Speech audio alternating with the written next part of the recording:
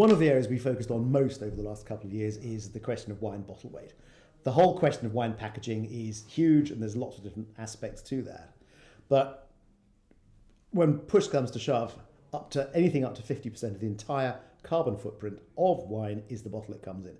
So it's pretty much a no-brainer to reduce the weight of that bottle.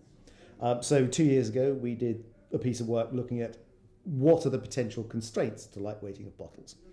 Particularly, we looked at issues of consumer perception. We looked at the extent to which lighter weight bottles how can they be used within existing supply chains, and we came up with a clear idea, clear recommendation.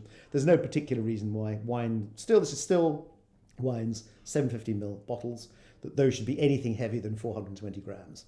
On the back of that, we put together the bottle weight accord, which is a commitment by the participants in it to reduce their average bottle weight to below 420 grams by the end of 2026 from a current average when we started, so this is the end of 2023, of 550 grams. So that is a significant reduction in the carbon footprint of wine.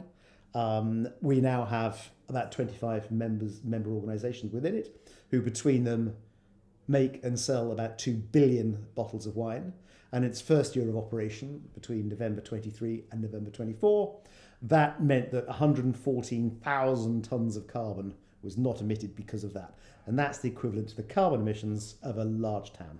So that's quite a significant commitment and a quite significant achievement. We're now moving on to looking at sparkling wine bottles. Sparkling is the only strongly growing part of the wine sector.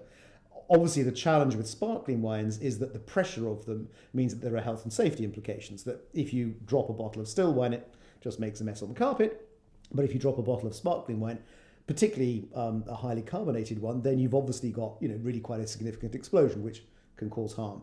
So we're looking at what does an equivalent look like for different styles of sparkling wine, and our aim will be to again come up with a definitive piece of research, because everything we do has to be backed by strong evidence.